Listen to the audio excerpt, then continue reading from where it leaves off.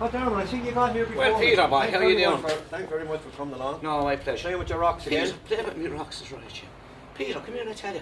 Right, anyway, the latest update. The latest update. It would appear that this area here in your garden is a dumping ground. Right. That when they were doing buildings and that in the city, they brought all the rubble out here. Right. So you have stuff here from the Viking period, right up to the Norman period, and later, Right. depending on how far we go.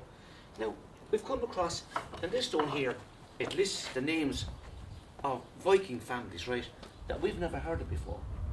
But they're situated in Waterford here. We have the Votters. The Votters? The Votters. I Votters.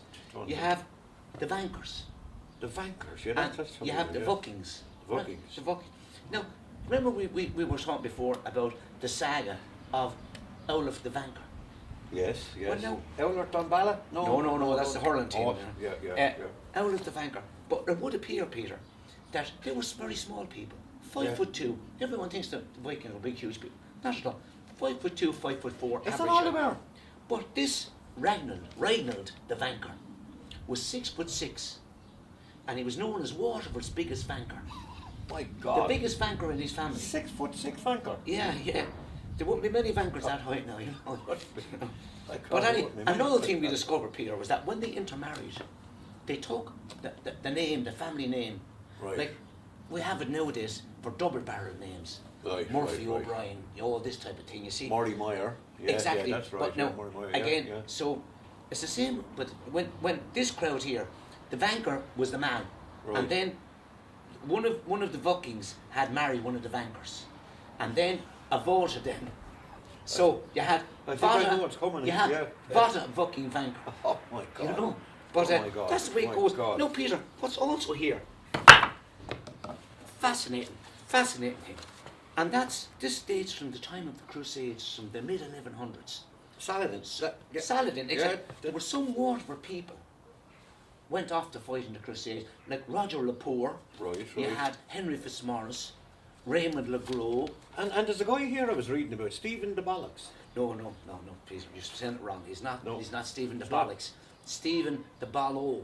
Oh, the You know, Bollo. EAUX. Do you remember years ago you like. had Gattock's cakes, Right. people used to call them, but it's Gatto cakes. Grand Prix. You No, don't no. pronounce Yeah, it. you don't pronounce. Yeah, So, yeah, like get years you, ago, people by the name of Devereaux, as is known now, would be Devricks. So this is EAUX. Stephen de Ballo. Stephen de Ballo. So I Well, have you a wouldn't say Stephen de Ballo, yeah. So you have a pen in your bollo. or don't bother your Ballo. It's another. Yeah. But this is a Anyway. fascinating one. This is a poem from a Waterford man to his son who was on the Crusades. Now, in reference to what, like you're saying, like if Well, I'll give you an you were example. asking Peter. about it, the man goes away on holidays. You were saying, No, I was saying, supposing your father went out to Tramore on the 15th of August years ago, and you said to Daddy, when you're coming back, bring me back Tramore Rock. Got it, man. That's Tramore. Now, I have a feeling that practice could have originated here in Waterford. It says here from a Waterford man, my dear son, I wait for you from midnight to the crowing of the cock. Right. And don't forget, on your return, bring me back a rock. From the Crusades. From the Crusades. Now, better again, God. it gets better. Here is the rock. This looks very old. Indeed, look, you see how old it is. Oh my God. An unusual colour. And see this at the end of it, look, for actually standing. See, Right, Peter, look, right, look, right. that'll actually stand. See, look, see? Absolutely brilliant. No. Yeah. And you can, very faint inscription on it here, Right. a present from Jerusalem. From Jerusalem. Absolutely brilliant. Huh? Ah. Now, also, This is Peter, fantastic. you were up, or this, you were talking a while ago, and you were asking me about this tree here. Exactly. This tree is here a while now. Not sure about it. Never seen anything like it before. Like so. Bear with me a sec now. You get a few of these, leaves, Peter. Yeah. Up here. I sent these up on your request, on behalf of you, to the Botanical Gardens. Yeah. They could not believe what I sent them up. Go away. They would not believe that this was in Waterford, Go away on in a it. garden in Waterford.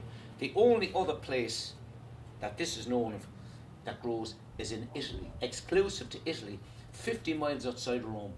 The only place in the world that this grows. And what exactly is it like?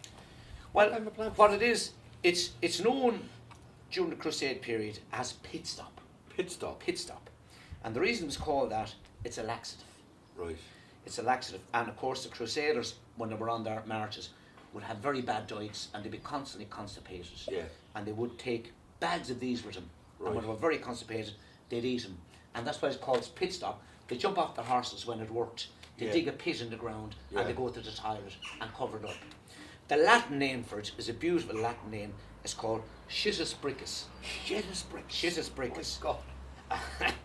And it's a great, It's a great name. What a name, what a name. Is that a pharmaceutical term? Like? No, it's a Latin name, Schizus Latin. bricus. A Latin name, Schizus Schizus bricus. So, like, that's it. And you take 3 of these leaves, and by God, would you be Schizus bricus. So, what, do you chew them or what? You like chew them, but I see that. So. Oh, jeez.